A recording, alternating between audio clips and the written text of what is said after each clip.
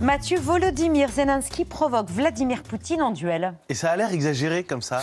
Ça l'est pas tant que ça. Vous vous imaginez là le combat singulier entre les deux hommes. Ce qui est le plus surprenant, c'est le ton de la réponse du président ukrainien. Volodymyr Zelensky a accordé une interview à Darius Rochebin d'LCI.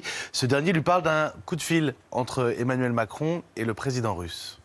Dans une discussion au téléphone avec Emmanuel Macron lui dit « Je vais aller à la salle de boxe » et il lui dit « Pense que tu cognes Zelensky », comme s'il avait n'est-ce pas, une fixation sur vous en particulier, personnelle.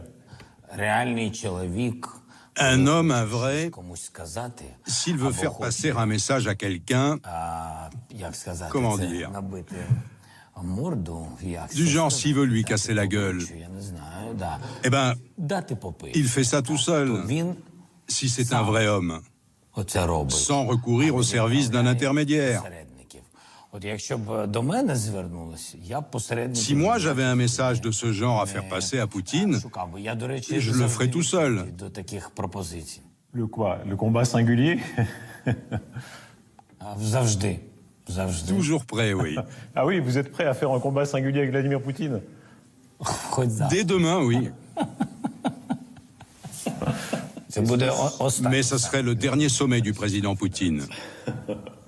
Drôle de dialogue, drôle de langage diplomatique. On n'est plus à ce genre de détails près, finalement, me direz-vous. En réalité, les deux hommes ne se sont rencontrés qu'une seule fois. Et c'était à Paris, à l'Élysée, le 9 décembre 2019. Emmanuel Macron et Angela Merkel organisaient la rencontre. Le projet était d'organiser pour parler évidemment de paix dans le Donbass. Et si je ne dis pas de bêtises, Clément Beaune, vous étiez conseiller Europe et G20 du président de la République à l'Élysée à ce moment-là. Alors depuis, il s'est passé énormément de choses en 3 ans seulement.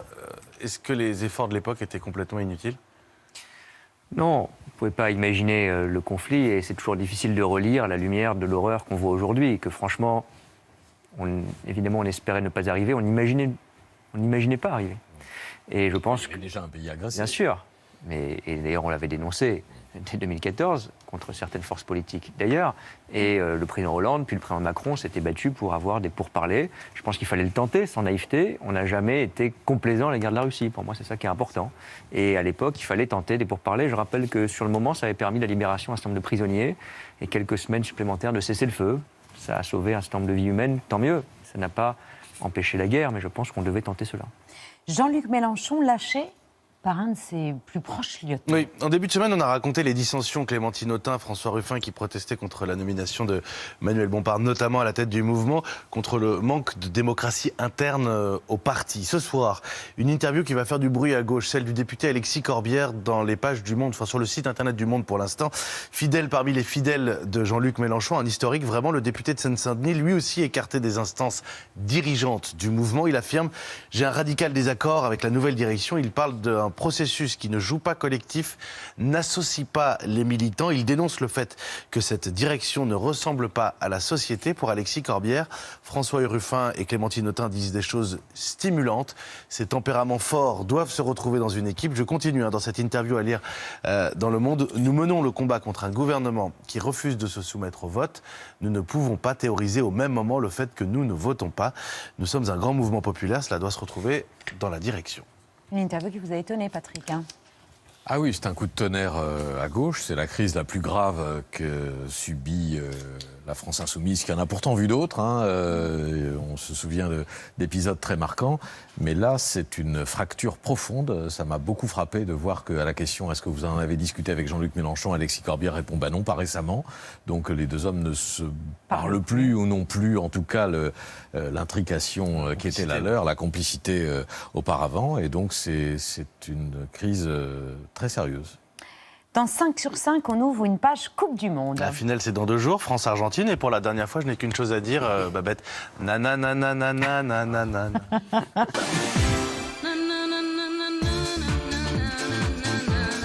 On la reconnaissance de la meilleure chanson du monde. La Coupe du Ah oui, Monde arrive. meilleure chanson du monde pour Clément Beaune. Ça marche pas tout le Galant. temps, à tous les coups, avec tout le monde. Ah oui, c'est sûr, on part directement sur la piste de danse. La Coupe du Monde arrive à son terme. On a beaucoup d'images à vous montrer, de Doha notamment. Le débat sur les supporters qui boycottaient et qui craquent. Les dernières infos sur nos Bleus. Mais d'abord, je vais commencer avec un supporter français qu'on a beaucoup aimé pendant ce mondial, interrogé par la télé argentine. Ça, c'était il y a une semaine. Il espérait encore un France-Brésil. Mais c'est surtout sa réponse qui nous a amusés. Finalement, c'est déjà Noël. Ah non, prefiero Brasil. Sí. Ah, prefiero Brasil de lejos, vraiment, a mucho. ¿Por qué? Ah, Brasil es la referencia. Attends, Brasil es 5 estrellas. No, nadie ha hecho más en la historia. Francia-Brasil es Navidad antes de Navidad. Es Navidad el 18 de diciembre. Navidad. Feliz Navidad. Feliz Navidad. Feliz Navidad y próspero año y felicidad. Bonsoir Denis Brognard. Bonsoir. Est-ce qu'on vous présente encore? Je ne sais pas, c'est à vous de le décider. Bon, vous êtes l'animateur des avant et des après-matchs sur TF1. Le MAG, c'est jusqu'à dimanche, jusqu'à la finale, 16h. Et plus si affinité, on espère aller très loin. Est-ce Navidad, antes Navidad ou pas la France en finale de la Coupe du Monde là? J'espère que ce sera ça pour l'équipe de France. J'espère qu'on chantera effectivement en français la victoire des Bleus. Mais c'est vrai qu'on va avoir une belle journée de 11 heures de téléfoot jusqu'à, encore une fois, très très tard. En cas de victoire de l'équipe de France, forcément, on va vivre au rythme de la Coupe du Monde. On a deux équipes qui ont 2 Coupes du Monde chacune. La France 98-2018, l'Argentine 78-86. On a vu un supporter amusant tout à l'heure à Doha. Il y a des maillots bleus et des maillots bleu ciel et blanc.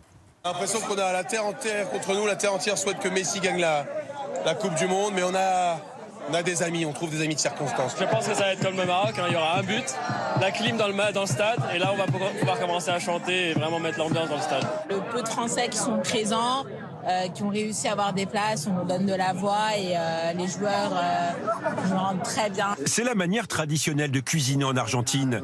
Dimanche, on cuisinera les Français de la même manière. On n'a peur de rien, mais bon, on se souvient de la dernière fois qu'on a joué contre la France. Je me reposerai la veille et toute la journée de dimanche à l'hôtel pour être à 100% d'énergie. Et au stade, je serai comme un fou. La réalité, Denis, c'est qu'on va jouer à l'extérieur. Les supporters argentins sont beaucoup plus nombreux. On s'est déjà entraîné à cette configuration-là face au Maroc, parce que c'était exactement la même situation, mais les Argentins, c'est incroyable. Ils ont gagné la Coupe du Monde des supporters, ça c'est sûr, depuis le début, depuis leur premier match, depuis leur première défaite, c'est vrai. Ils sont 40, 50 000 et c'est un exemple de communion populaire, les Argentins, depuis le début. Vous savez si ça a eu un impact pour l'équipe de France contre le Maroc? Ils se sont confiés là-dessus? Ils le craignent, là, la ferveur argentine? Non, je pense qu'ils s'attendent exactement à la même chose, à un stade très bruyant, et ils vont jouer un peu comme à l'extérieur. Mais vous savez, les joueurs de l'équipe de France, là, ils sont un peu comme en mission, et ce qui leur importe, c'est effectivement qu'il y a un clan français, et d'ailleurs, c'est les Français qui sont allés remercier tout de suite après leur victoire, leur qualification. Et ce qui est encore plus important, c'est que leur famille, leurs proches soient là. Et c'est à chaque fois ce qu'ils disent. Je me souviens d'un Griezmann ou d'un Giroud qui disent moi je jette un coup d'œil, mes enfants sont là, ma femme sont là, mes amis sont là. C'est une espèce de petit cocon. Et puis ils se sont préparés, puisque depuis le début, on a 4 ou 5 000 supporters qui ont réussi à trouver des billets. Il faut dire que certains des supporters des Bleus, ils seraient s'ils n'avaient pas choisi de boycotter. Avant le début de la Coupe du Monde, nous recevions un supporter fidèle parmi les fidèles de l'équipe de France qui avait renoncé au Qatar. C'est la première fois que je vais louper les matchs de l'équipe de France depuis 2016. Vous les suivez partout? Oui, on les suit partout. Et puis là, moi, j'ai pris la décision personnelle de ne pas y aller parce que cette Coupe du Monde a des valeurs qui ne sont pas les miennes au quotidien, celles que je défends dans mon métier, puisque je défends les travailleurs, que j'inculque à mes enfants. Enfin, l'écologie aujourd'hui, c'est important. Les droits des femmes, des minorités sexuelles, enfin voilà, il n'y a rien qui va dans cette Coupe du Monde. En tout cas, les valeurs qui sont portées ne sont pas les miennes. Ils vont gagner les Bleus atteignent les quarts de finale, demi-finale? Non, je ne regarderai pas. Voilà. Okay. Ça va être dur, mais c'est comme ça. Bien sûr, ça n'a pas loupé, c'est laissé prendre au jeu. Évidemment, c'est plus dur de boycotter quand les Bleus sont en finale. J'ai ouvert ma télé au début de la deuxième mi-temps. C'était dur, j'ai été jusqu'à la limite, y compris physique, de ce que je pouvais faire. Parce que je pouvais plus, parce que c'était absolument plus tenable. J'ai eu honte en fait de regarder le match. Et la finale, je vais la regarder, je ne me voyais pas priver notamment mes enfants de cette opportunité de vivre ensemble une finale de Coupe du Monde. J'aime bien le côté alcoolique anonyme du... Oui, il est obligé de reconnaître, j'ai eu honte. Il a une honnêteté. Est-ce que vous... Enfin, cela dit, les audiences ont parlé pour... Bah oui, je pense qu'il n'y a pas grand-chose à dire aujourd'hui sur le boycott. Puis, enfin, franchement, dans le monde dans lequel on vit aujourd'hui, politique, géopolitique, sanitaire... de quel droit on empêcherait des gens de vivre ce moment d'émotion importante, quoi. Enfin, chacun décide de regarder ou de ne pas regarder. C'était une décision intérieure qui peut être évolutive. On s'en rend compte avec ce supporter des Irrésistibles. Mais c'est vrai, plus de 20 millions de téléspectateurs sur le match France-Maroc. Ça prouve qu'il n'y a pas eu de boycott, quoi. Il y a aussi eu ces échanges de tweets assez amusants. D'abord Lula, le président brésilien éliminé, qui salue les deux sélections finalistes et ses deux confrères par la même occasion. Le président français a répondu, bien sûr c'est la moindre des politesses, l'un de nous aura plus de chance, on verra dimanche en toute amitié, devant les Bleus, allez les Bleus. Et ça se termine par le président argentin qui lui chambre un petit peu. Cher ami Emmanuel Macron, je te souhaite, j'ai beaucoup d'affection pour toi, etc. Je te souhaite le meilleur pour l'avenir, sauf dimanche. À Bruxelles, hier, Emmanuel Macron a aussi eu un mot sur l'Argentin qui nous fait peur à tous, Léo Messi. He's a great player when he plays in Paris, but I prefer him in Paris than his national team. So we will do our best. No, we have a lot of respect for this team. This is a wonderful one, but I think the French team is well prepared. We have very experienced and very young players, and I think the mix of both is absolutely incredible. And I'm very confident in this chemistry, and I think this is a team with a lot of willingness, generosity. Denis Brognard, ce soir, demain, dimanche matin, le travail de Didier Deschamps et de son staff, c'est de trouver comment neutraliser Léo Messi, là.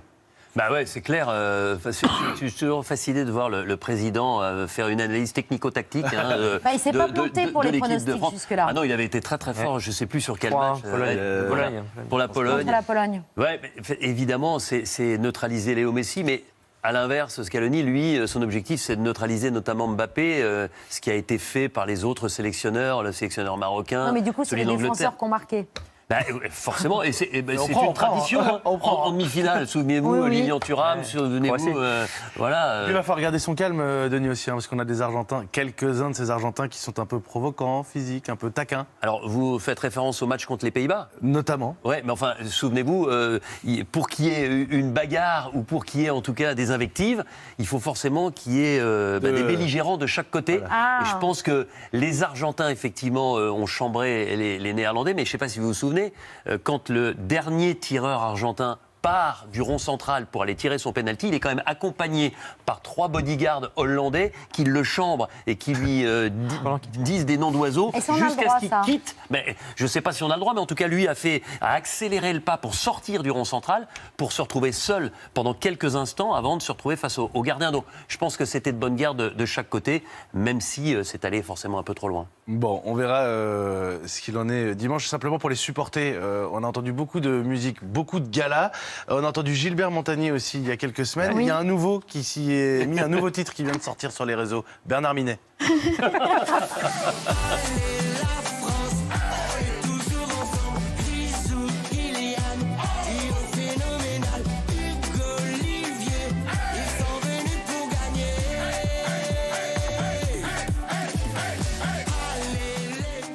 Bernard Minet.